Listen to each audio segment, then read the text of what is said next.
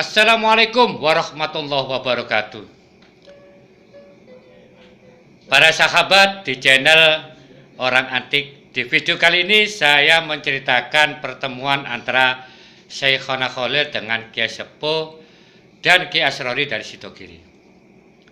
Ceritanya begini. Dulu biyen. Kiai Sepuh itu ingin mondok di Pasuruan, dimodali jagung cuma segenggam. Lalu setelah berpamitan sama orang tuanya, Kiai Sepuh berangkatlah dengan berjalan kaki menuju ke pantai. Lalu menaiki perahu. Singkat cerita, setelah perahu itu ditumpangi oleh Kiai Sepuh, di tengah lautan ada badai. Ombak yang sangat besar menghantam perahu dari sisi kanan dan sisi kiri, sehingga perahu tersebut pecah terbelah menjadi dua. Dan Kiai Sepuh terjebur beserta awak yang lainnya. Tetapi Allah berkehendak lain, menolong Kiai Sepuh tersebut melalui ikan hiu tutul atau lebih terkenal dengan ikan mungsin. Melalui punggungnya, ikan mungsin tersebut atau hiu tutul tersebut itu membawa Kiai Sepuh ke pinggiran pantai. Setelah pinggiran pantai, Kiai Sepuh tersebut ditaruh pada ekornya ikan mungsin, lalu dikibaslah ekor sehingga Kiai Sepuh terpental ke bibir pantai. Nah, setelah terpental di pantai, berdirilah Kiai Sepuh. Setelah berdiri, mengucapkan salam pada ikan mungsin. Mungsin, matur suwun aku mbok slametno. Besok sapa ae sing mangan awakmu, mangan bangsamu bakal belang-belang. Nah, sampai sekarang diyakini oleh orang-orang siapapun yang makan ikan mungsin kulitnya belang-belang.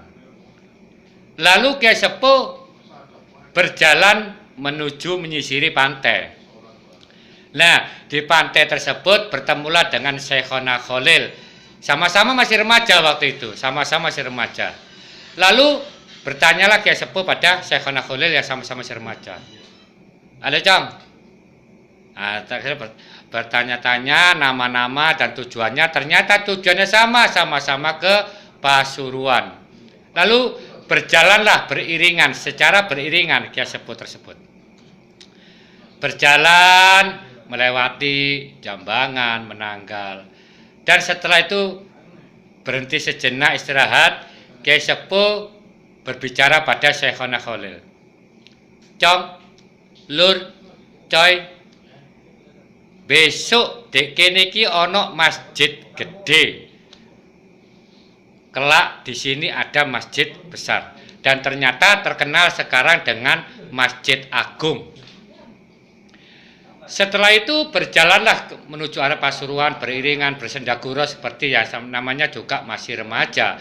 Bersendaguro Syekhona tersebut. Nyampe di Porong, di Siring.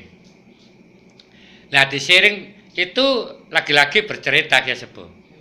Besok dek kene iki ana werna dadi iling-ilingan.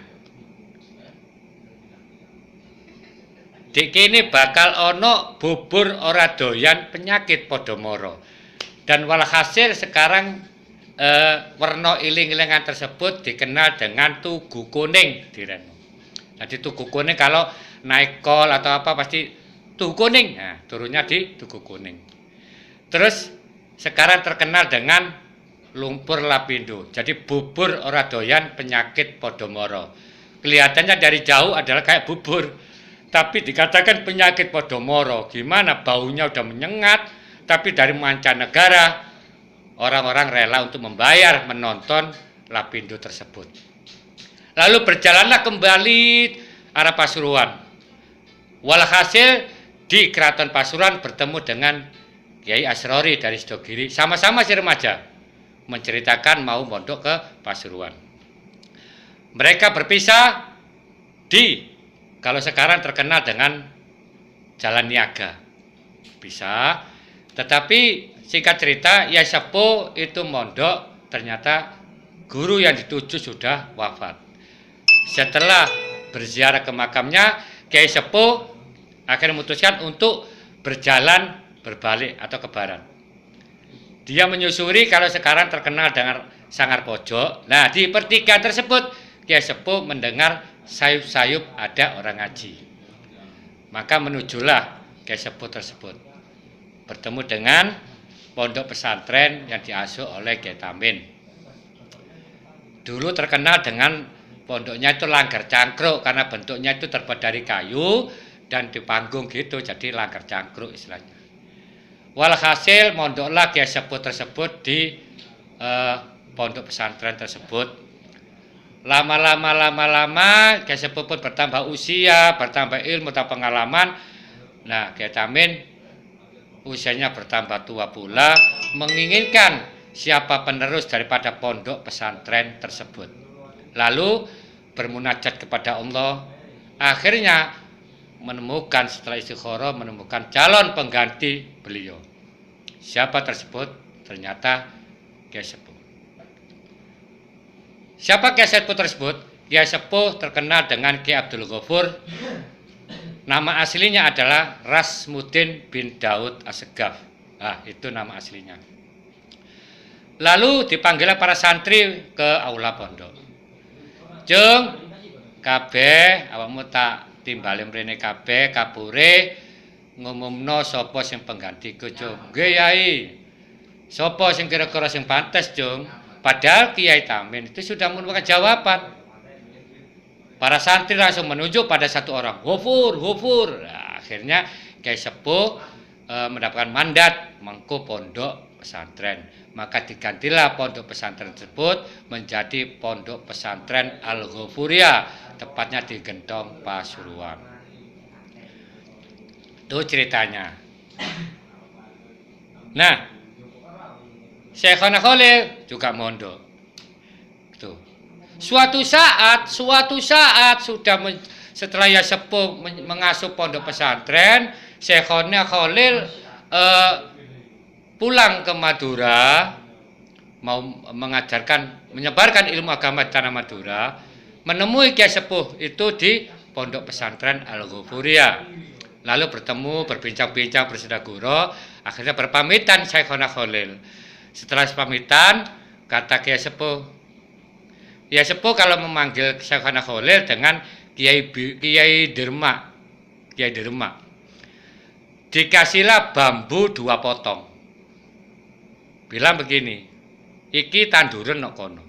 Dulu Madura terkenal dengan gesang tanpa ada pohon-pohonan. Alhamdulillah bambu tersebut menyebar luas di Madura. Itu ceritanya. Lah yang namanya memberi wali, yang diberi wali itu beda. Beda dengan kita. Kalau sampai tak beri bambu, yang ngasih saya, yang dikasih sampean, jadi barongan namanya itu. Jadi celengan mungkin. Nah, karena itulah kelebihan para beliau. Akhirnya Kiai Syekhona Khalil berpamitan pulang ke Madura.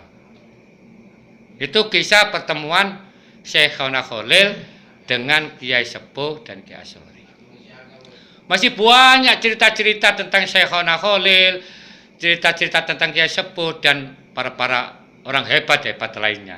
Insya Allah di video berikutnya akan saya ceritakan ijazah Kiai Sepuh kepada Romo Kiai Hamid saat itu yang masih kecil. Insya Allah di video berikutnya. Kalau Anda suka silakan tonton terus video saya di channel Orang Antik dan lihat di bawah video itu ada like, Anda klik itu. Kalau mau komen silakan komen di bawah ini. Dan jangan lupa ingat di sisi kanan ada tulisan subscribe, subscribe. Pites tus. Nah, 1 kali. Kalau Anda mendukung video saya dan subscribe video saya tanpa Anda sadari, Anda sudah mendapatkan pahalanya. Karena apa? Belajar ilmu, mencari barokah melalui cerita-cerita para wali. Sekian, mudah-mudahan yang subscribe saya doakan selalu sehat, panjang umur dan rezeki. Yang belum subscribe saya doakan mudah-mudahan cepat-cepat subscribe. Oke dulur, sekian dari saya. Assalamualaikum warahmatullahi wabarakatuh.